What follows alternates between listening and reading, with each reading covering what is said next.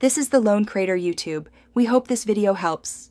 You start by laying out parts and tools so nothing interrupts the swap. First, remove the ear cup from the headband hinge and expose the pad seam.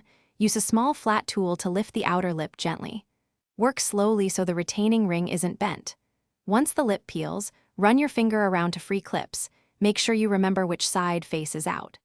This preserves cushion alignment and prevents glue residue from spreading to the driver or cushions. Next, peel the old pad off the plastic retaining ring by rolling the foam back toward the seam. Don't yank, or you risk stressing the speaker edge. Once the pad is off, clean the ring and frame with a microfiber dampened with 70% isopropyl.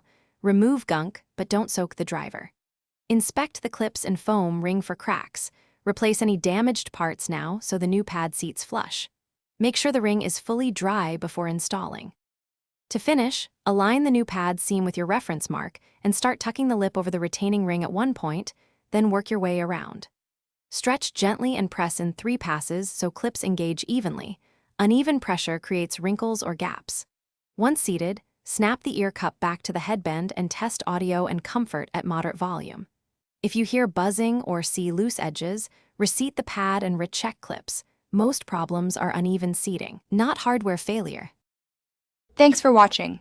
Consider subscribing if we helped you.